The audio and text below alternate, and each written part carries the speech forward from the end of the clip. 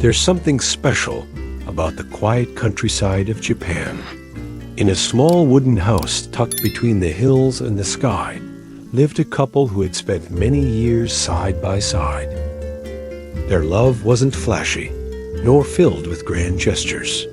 It was the kind of love that showed up in everyday things. A warm cup of tea prepared without being asked, the quiet waiting for each other after long workdays, and the peaceful silence they shared at the end of every night.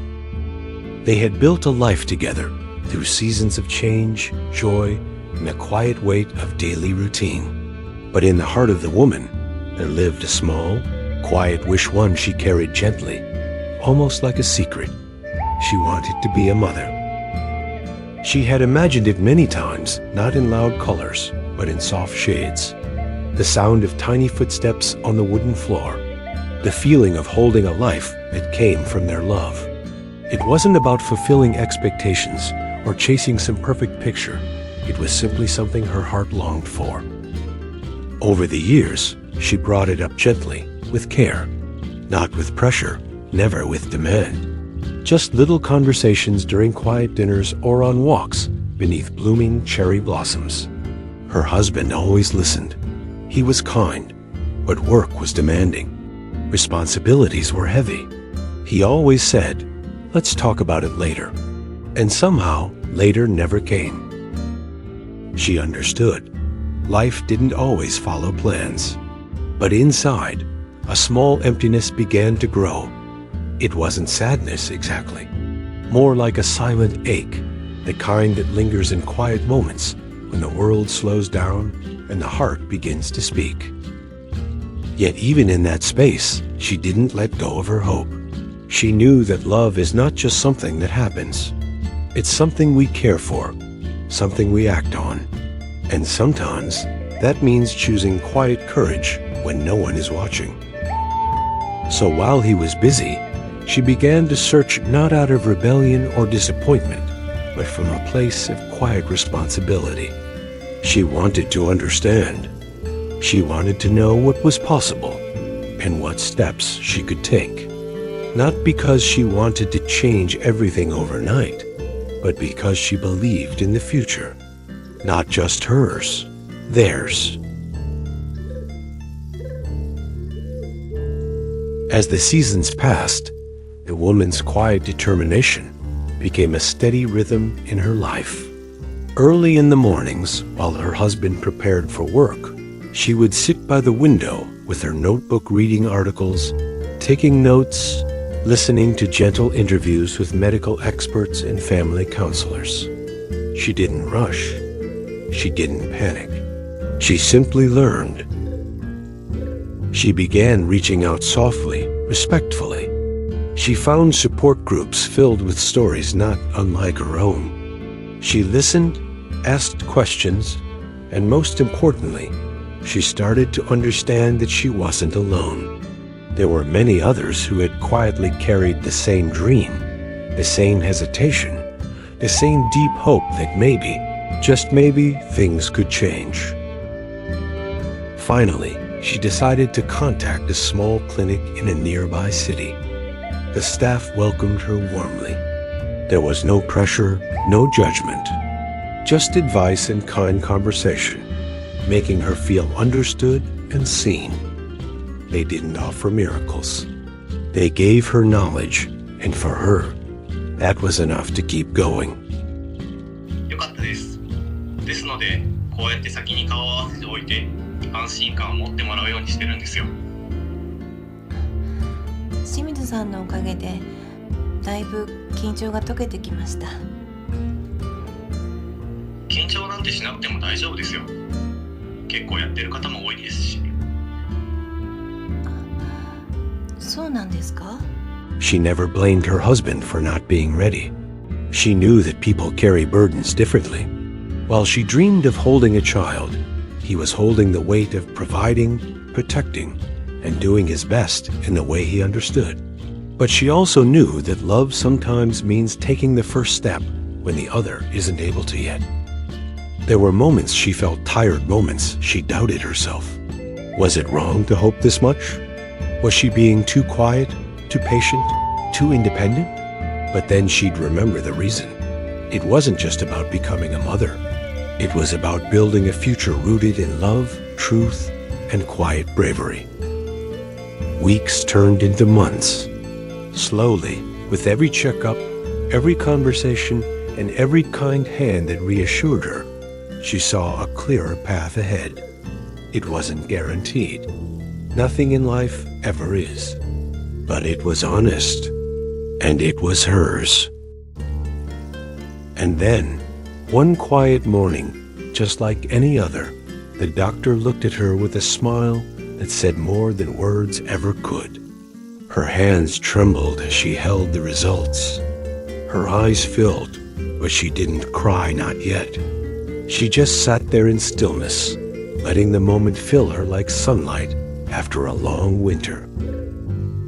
A miracle? Maybe. But to her, it was the result of steady faith, quiet effort, and an unshakable belief in love's ability to grow even in silence. ではまた後日日程調整しましょう。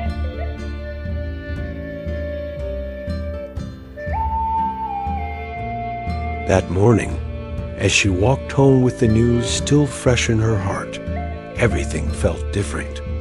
The streets she had walked 1,000 times seemed softer.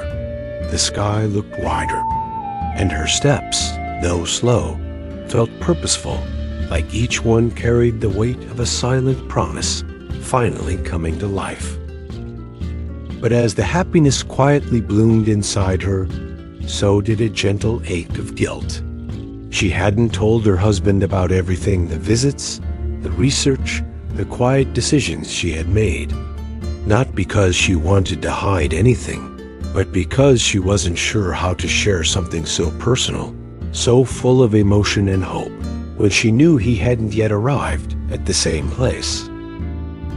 She spent that day thinking, not about how he would react, but about how to help him understand, not just the result, but the road she had taken to get there. Because love, she had come to realize, isn't only about sharing joy.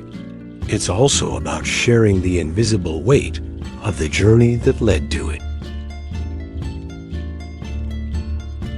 That day, when he returned home, he immediately sensed that something was different. She smiled gently and invited him to sit down. Her hands shook just a little, but her voice was steady as she told him the truth.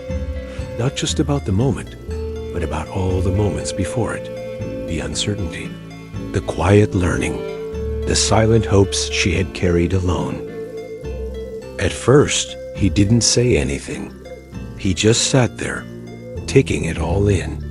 And then, slowly, his eyes began to fill not with confusion or frustration, but with something deeper.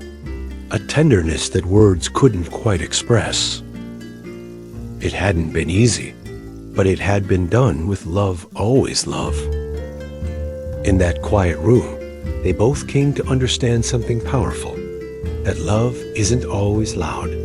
It's not always in the big gestures or spoken promises. Sometimes it's in the long silences we hold for each other. Sometimes it's in the choices we make when no one's watching.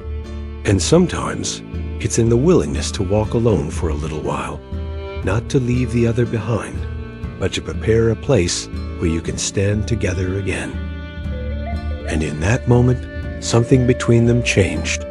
Not in a dramatic way, just a soft shift and unspoken agreement that from now on, this journey and every journey ahead would be walked hand in hand. In the weeks that followed, their home slowly filled with a new kind of energy, not loud, not rushed, but filled with quiet anticipation and gentle preparations.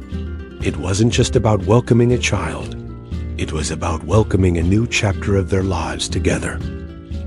Together, they started planning painting a small room, collecting books and baby clothes, imagining the laughter and late nights and new rhythms that would soon fill their lives. But most of all, they embraced the deeper meaning of what it meant to be a family. And though their story wasn't perfect, it didn't need to be. There had been delays, doubts, and moments of silence. But in the end, what mattered was that they arrived here together with hearts more open, love more rooted, and a deeper understanding of what it means to truly walk beside someone through life. As the seasons changed once again, and blossoms returned to the trees, but something inside, it had shifted. Where once there had been quiet longing, now there was quiet joy.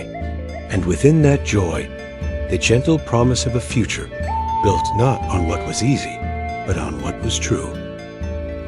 And maybe that's the lesson for all of us. That love isn't always loud.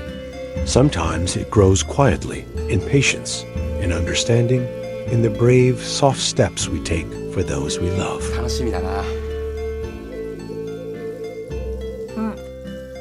だって私たちの子供だもん。